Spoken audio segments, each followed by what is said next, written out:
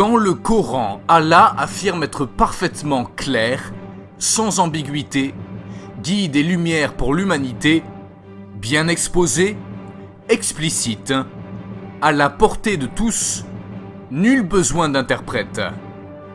Chercherai-je un autre juge qu'Allah, alors que c'est lui qui a fait descendre vers vous ce livre bien exposé?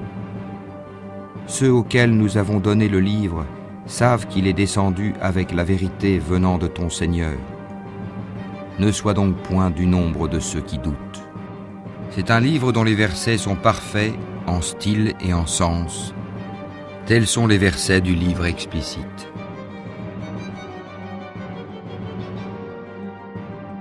En plus de se vanter d'être parfaitement clair, le Coran se dit expliqué en détail, détaillé, bien détaillé. Nous avons effectivement bien détaillé les signes ou versets à des gens qui se rappellent.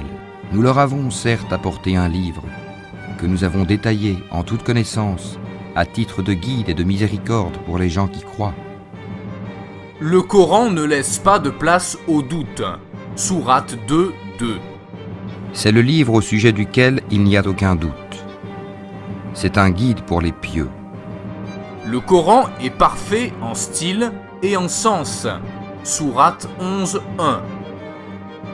C'est un livre dont les versets sont parfaits en style et en sens. Le Coran serait le livre où Dieu aurait achevé son discours pour l'humanité. Et la parole de ton Seigneur s'est accomplie en toute vérité et équité. Nul ne peut modifier ses paroles. Il est l'audient, l'omniscient. Le Coran serait immuable, donc il ne change pas. Cela est bien tracé dans le livre des décrets immuables. D'après les paroles d'Allah, le Coran contiendrait toute vérité, toute chose. Et nous écrivîmes pour lui sur les tablettes une exhortation concernant toutes choses et un exposé détaillé de toutes choses. Un exposé détaillé de toutes choses, un guide et une miséricorde pour des gens qui croient. Le Coran serait le livre parfait où absolument rien n'y est oublié. Sourate 6, 38. Nous n'avons rien omis d'écrire dans le livre, puis c'est vers leur Seigneur qu'ils seront ramenés. Maintenant, redescendons sur terre. Dans le Coran, Allah dit que son livre est clair et sans ambiguïté, est un guide et lumière pour l'humanité, est bien exposé, est explicite, est à la portée de tous, n'a aucun besoin d'interprète. Et pourtant, Allah dit qu'il est le seul à pouvoir l'interpréter. Voir la sourate 3, 7. Alors que nul n'en connaît l'interprétation à part Allah. Alors que nul n'en connaît l'interprétation à part Allah. Le Coran ne laisserait aucune place au doute. Sourate 2, 2. C'est le livre au sujet duquel il n'y a aucun doute. C'est un guide pour les pieux. Et pourtant, si un musulman a un doute sur les versets du Coran, il doit se référer aux gens du livre, la Bible. Ils doivent se référer aux juifs et aux chrétiens, arrivés bien avant l'écriture du Coran. Sourate 10, 94.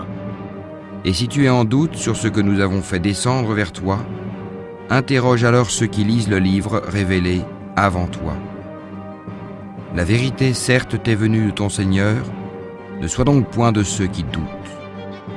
Comment un livre peut-il affirmer ne laisser aucun doute sur sa véracité s'il se voit contraint de se référer à d'autres livres, à la Bible, qui contient la Torah et l'Évangile? Ça n'a absolument aucun sens. De plus, si la Bible était falsifiée comme le disent les musulmans, alors pourquoi Allah orienterait-il les musulmans vers la falsification et non vers l'authenticité? Quel serait l'intérêt d'Allah d'égarer volontairement les musulmans? Pourquoi Allah demanderait-il aux musulmans de rechercher la vérité auprès des juifs et des chrétiens? Le Coran serait parfait en style et en sens. Mais les sourates dans le Coran ne sont pas placées en ordre chronologique et classées selon la longueur des sourates. Dans la mesure où il s'agit d'un discours important, celui de Dieu, ne serait-il pas avantageux pour les musulmans d'avoir une suite logique dans la chronologie des sourates afin d'en faciliter sa compréhension? Soyons sérieux. Comment un livre peut-il se vanter d'être parfait en style et en sens si son contenu est complètement désordonné dans la chronologie des événements? Poursuivons. Le Coran serait le livre où Dieu aurait achevé son discours pour l'humanité. Et la parole de ton Seigneur s'est accomplie en toute vérité et équité. Nul ne peut modifier ses paroles. Il est l'audient, l'omniscient. Mais Allah affirme que le contenu de la mer ne suffirait pas pour nous dire tout ce qu'il a à nous transmettre si celle-ci était de l'encre. Dis, si la mer était une encre pour écrire les paroles de mon Seigneur, certes la mer s'épuiserait avant que ne soient épuisées les paroles de mon Seigneur, quand même nous lui apporterions son équivalent comme renfort. Comment peut-on affirmer que tout est contenu dans un livre si celui-ci dit que c'est loin d'être le cas? Pourquoi Allah dit que son livre est l'achèvement de tout alors qu'il prétend pouvoir dire infiniment plus? Au passage, il est bon de préciser que la sourate 1809 ressemble étrangement à un verset tiré de la Bible arrivé 600 ans plus tôt et écrit par l'apôtre Jean. Jésus a fait encore beaucoup d'autres choses. Si on les écrivait en détail, le monde même ne pourrait contenir les livres qu'on écrirait. Jean 21-25. Simple coïncidence ou copie flagrante? Le Coran serait immuable, il ne change pas. Pourtant, Allah abroge ses propres versets. Il en invalide certains pour les remplacer par des meilleurs ou de semblables. Coran 2, 106. Si nous abrogeons un verset quelconque, ou que nous le fassions oublier, nous en apportons un meilleur ou un semblable. Ne sais-tu pas qu'Allah est omnipotent? Le vrai Dieu parfait peut-il se tromper, qu'il doive se corriger? Comment le Coran peut-il être immuable, parfait, s'il contient des versets abrogés, invalidés, remplacés? Le Coran contiendrait toute chose, toute vérité, et absolument rien n'y serait oublié. Mais pour Allah, les musulmans doivent faire 5 prières par jour, des instructions très importantes qui ne se trouvent pas dans le Coran, dans sa parole, mais plutôt dans les hadiths. Comment cela se fait-il? Soyons logiques, la prière est un pilier très important dans l'islam, ce n'est pas rien tout de même. Réfléchissons un peu. Allah aurait apporté l'islam à l'humanité, en nous révélant le Coran, qui contiendrait toutes les vérités pour notre salut éternel, mais il a oublié de préciser que l'un des piliers les plus importants de toute une vie se trouve ailleurs que dans sa propre parole. Ça n'a tout simplement aucun sens. On dit que rien n'est oublié dans le Coran. Mais pour Allah, un homme musulman doit être circoncis, mais la circoncision n'est pas présentée dans le Coran, seulement dans les hadiths. Pourquoi? Le Coran contiendrait toute vérité, et rien n'y est oublié. Et pour Allah, les musulmans doivent lire et se soumettre à la Torah et à l'Évangile. A fait descendre sur ton cœur cette révélation qui déclare véridique les messages antérieurs et qui sert aux croyants de guide et d'heureuse annonce. Il a fait descendre sur toi le livre avec la vérité, confirmant les livres descendus avant lui, et il fit descendre la Torah et l'Évangile. Et nous avons envoyé après eux Jésus, fils de Marie, pour confirmer ce qu'il y avait dans la Torah avant lui.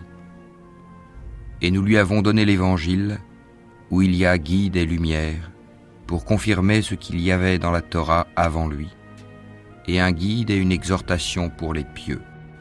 Que les gens de l'Évangile jugent d'après ce qu'Allah y a fait descendre. Ceux qui ne jugent pas d'après ce qu'Allah a fait descendre, ceux-là sont les pervers. Dis, ô gens du livre, vous ne tenez sur rien tant que vous ne vous conformez pas à la Torah et à l'Évangile et à ce qui vous a été descendu de la part de votre Seigneur. Mais ces livres en notre possession, contenus dans la Bible, contredisent littéralement le Coran. Si la Torah et l'Évangile contenus dans la Bible ne sont pas les vraies paroles d'Allah, alors où sont ces livres que les musulmans doivent lire pour s'y conformer? Les musulmans ne peuvent jamais répondre clairement à cette question pourtant elle expose un problème fondamental sur leur foi. Pour éviter d'assumer cette absence de logique, certains musulmans répètent encore cette même excuse en boucle. La Bible est falsifiée.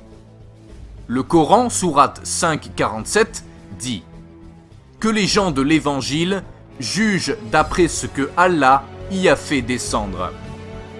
Si les gens de l'Évangile, les chrétiens, se basent sur l'Évangile qu'Allah a supposément fait descendre, faudrait pas s'étonner de voir les chrétiens s'opposer au Coran, vu qu'il contredit et affaiblit la portée des messages de l'Évangile, de la Bible. Posez-vous des questions. Comment les chrétiens pourraient-ils juger d'après ce qu'Allah a fait descendre si l'Évangile était falsifié ?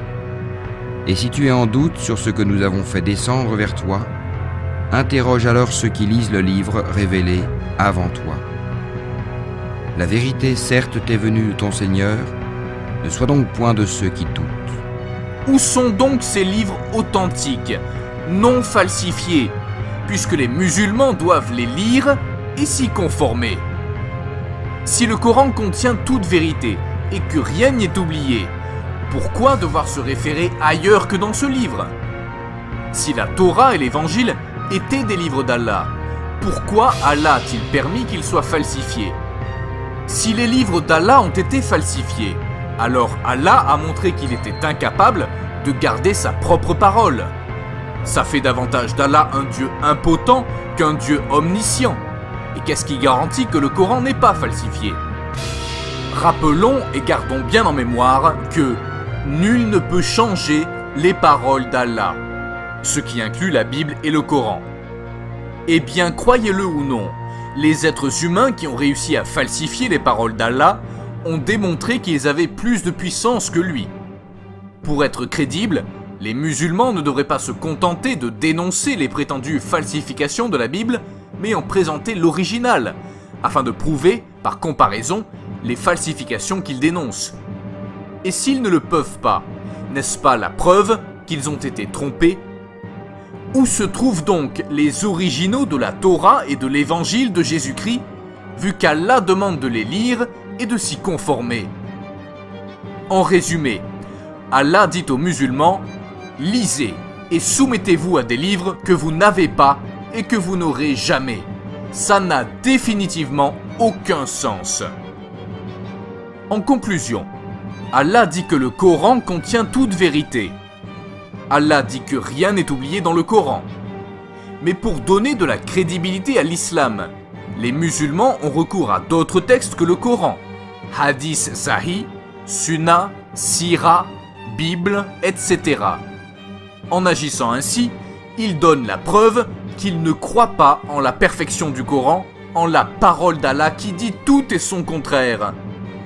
Et je rajouterai pour terminer, si tous les prophètes avaient été musulmans dès l'origine du monde, comme les musulmans le proclament, comment se fait-il que les prophètes n'ont jamais évoqué la shahada, la confession de foi musulmane ?